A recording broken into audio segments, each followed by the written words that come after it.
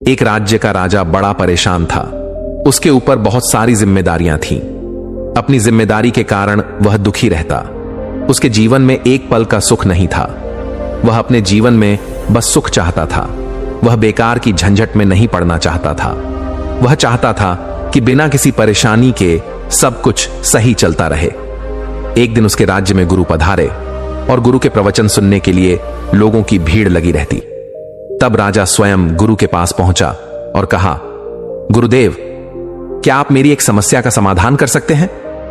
गुरु ने कहा, यह तो समस्या पर निर्भर करता है, पहले अपनी समस्या तो बताएं। राजा ने कहा, मैं खुलकर जीना चाहता हूं। मैं दबा हुआ हूं इस राजपाट में। मेरे ऊपर बहुत सारी जिम्मेदारियां हैं। इस कारण मेरे जीवन में सुख नहीं है। अगर यह सब ना होता तो मैं कितना खुश होता, कितना सुखी होता। मुझे कोई ऐसा मार्ग बताएं कि मैं इन सब झंझट से मुक्त हो सकूं। गुरु मुस्कुराए और कहा, यह तो बहुत आसान है। इसका एक ही उपाय है और ज्यादातर लोग इसी उपाय को अपनाते हैं।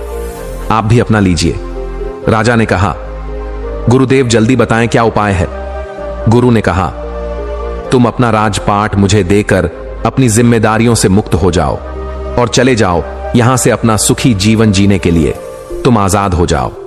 राजा ने कहा, पर गुरुदेव, मेरी जिम्मेदारियों को जब मुझ जैसा राजा नहीं संभाल पा रहा, तब आप उन जिम्मेदारियों को कैसे निभाएंगे? आपका जीवन भी दुख से भर जाएगा। गुरु ने कहा, कोई बात नहीं, हम दुख उठा लेंगे। राजा अपने राज्य को गुरु को देने के लिए तैयार हो गया। उसने दरबार में सबके समक्ष गुरु का राज्य अभिषेक किया और खुद वह राज्य छोड़कर कहीं चला गया। जाते समय वह अपने साथ कुछ धन लेकर गया था। वह अपने जीवन को निश्चिंतता के साथ काटना चाहता था। किसी चीज का कोई दबाव नहीं, कोई डर नहीं, कोई परेशानी नहीं। उस धन से 1 वर्ष तक उस राजा का हिसाब किताब ठीक चलता रहा, पर धीरे धीरे धन खत्म होने लगा। अब राजा को परेशानी और चिंता होने लगी कि आने वाले समय में वह कैसे जीवन व्यतीत करेगा। तब उसने बचे हुए धन से कुछ व्यापार आरंभ करने की सोची। उसने एक छोटा सा व्यापार आरंभ किया, पर उस व्यापार ने उस राजा को इतना घाटा दिया कि जो धन 5 महीने में खर्च होता वह 1 महीने में ही खर्च हो गया और राजा के ऊपर कर्जा भी हो गया। कर्ज में उसका सब कुछ बिक गया और वह सड़क पर आ गया। इतने दुखों को देखकर वह चिल्लाता कि यह दुख मेरा पीछा क्यों नहीं छोड़ रहे। उसके पास खाने के लिए भी पैसे नहीं थे।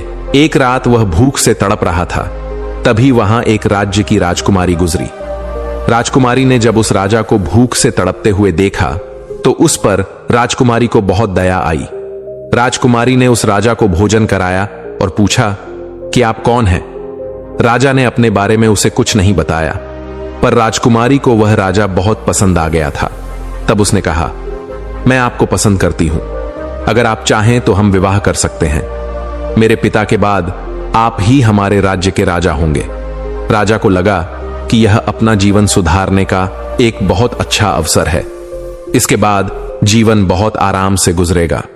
तो राजा ने हां कर दी। दोनों का विवाह हो गया। राजकुमारी के पिता ने एक दिन राजा को बुलाया और कहा, हमने आसपास के सभी बड़े राज्यों को जीतने का मन बनाया है और हम चाहते हैं कि आप हमारी सेना के सेनापति बनकर कार्यभार संभालें और यह सभी राज्य जीतकर हमें तोहफे में दें। यह सुनते ही राजा परेशान हो गया। अच्छा खासा बिना मेहनत के बिना कुछ करे ही जीवन चल रहा था, लेकिन राजा ना नहीं कर सकता था और ना ही वहां से भाग सकता था। पर एक रात राजा को मौका मिल गया और वह युद्ध शुरू होने से 2 दिन पहले ही रात को महल से निकल गया। अपने साथ कुछ धन लेकर वह एक दूसरे राज्य में चला गया, पर फिर से कुछ समय बाद उसका धन खत्म हो गया। अब उस पर खुद को पालने की जिम्मेदारी आ गई थी। तब एक दिन ऐसा भी आया जब उस राजा ने मजदूरी की। मजदूरी करते समय उसे अपने राज्य की याद आई कि किस तरह वह अपने राज्य में किस शान के साथ रहता था। कितनी धन दौलत, कितने महल, कितने लोग भाग उसके चारों ओर घूमते रहते थे। पहली बार वह मजदूर का जीवन जी रहा था। तब उसने सोचा कि अपने राज्य वापस जाता हूं। गुरुदेव से विनती करूंगा कि वह मुझे मेरा राज्य वापस लौटा दे। वह वापस अपने राज्य लौटा। उसने देखा कि राज्य में चारों ओर खुशहाली है। राज्य में नए नए निर्माण कार्य चल रहे हैं और सब अपने नए राजा की तारीफ कर रहे हैं। राज्य की सीमा पर एक शक्तिशाली सेना खड़ी है जो हमेशा अपने राज्य को बाहरी आक्रमणों से बचाती रहती है।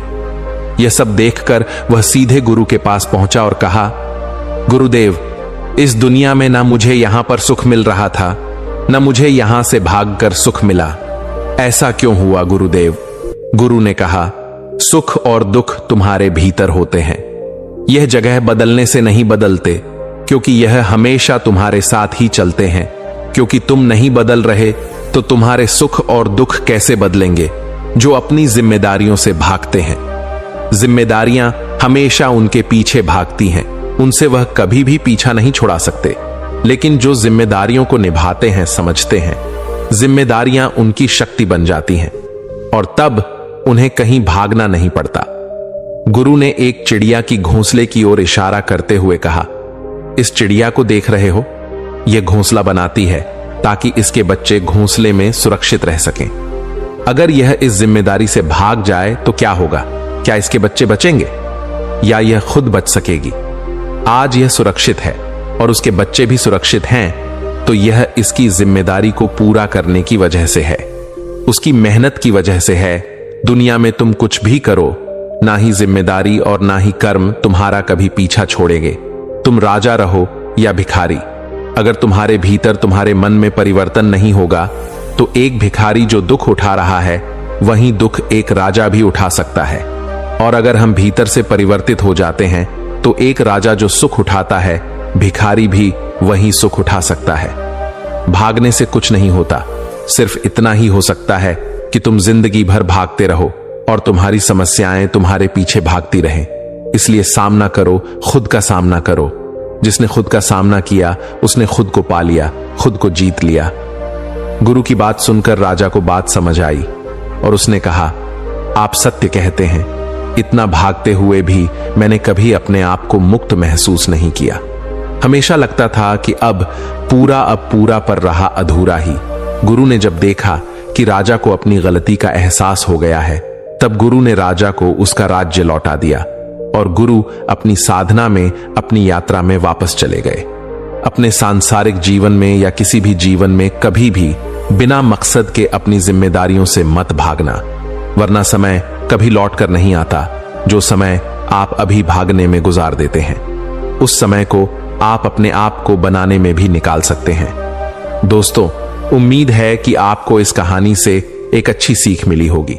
यह कहानी आपको कैसी लगी हमें कमेंट बॉक्स में कमेंट करके जरूर बताएं और साथ ही इस कहानी को अपने दोस्तों के साथ जरूर शेयर करें ताकि उन्हें भी इस कहानी से कुछ सीखने को मिल सके।